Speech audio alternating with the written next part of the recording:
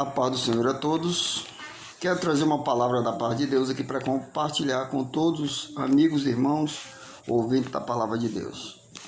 E a palavra de hoje tem como título o fruto, baseado em Mateus capítulo 3, versículo 10, parte B do versículo, que diz: toda árvore, pois, que não produz bom fruto, é cortada e lançada no fogo. Louvado seja o nome de Jesus. O versículo aqui vai falar de dois pontos muito interessantes. Fala da árvore e fala do fruto. Mas fala de uma árvore que pode produzir tanto bom fruto como mau fruto. Deus olha para a criatura como uma árvore que pode ser produtiva, tanto no sentido de produzir o que é bom, como produzir o que é ruim.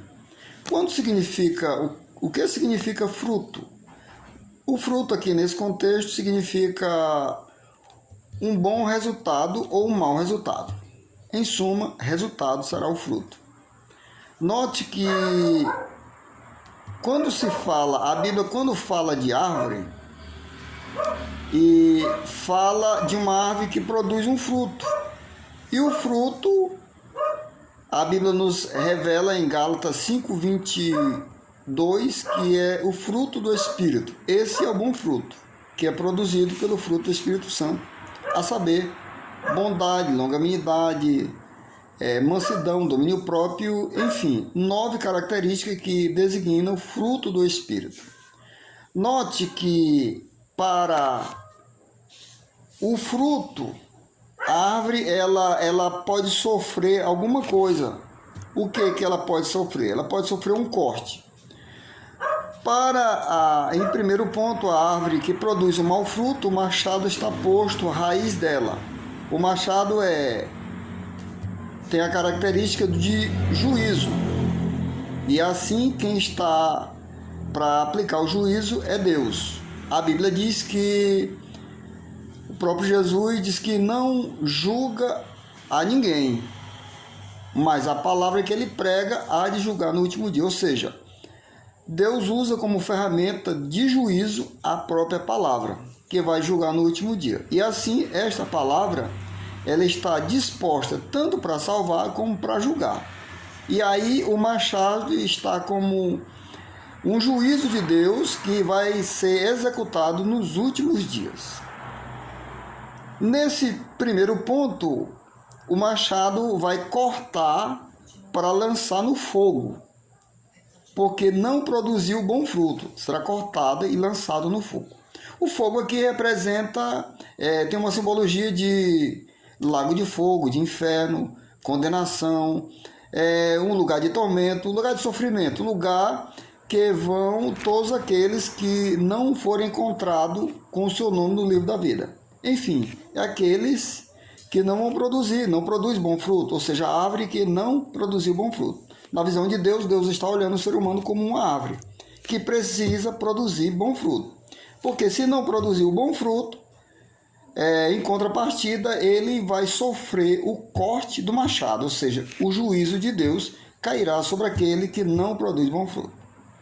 Passando por essa etapa, vindo para a segunda etapa, se você conseguiu produzir bom fruto, que a Bíblia vai nos dizer, o versículo 3, quando João fala com os fariseus, ele diz assim, versículo 8, ele diz assim: produzir, pois, frutos dignos de arrependimento. Então, produzindo fruto digno de arrependimento, havendo um arrependimento de verdade, a pessoa já passa para a segunda etapa, que é produzir um fruto para a santificação, um fruto de justiça, e que é colocado no coração de cada pessoa pelo Espírito Santo, que é o amor, longanimidade, bondade, domínio próprio, e enfim, as 9 características que vêm do Espírito Santo para a pessoa, ou seja, para a árvore que produz o bom fruto. Mas para produzir esse fruto tem que ser incestado na videira verdadeira, que é Jesus. Aí vem o segundo corte.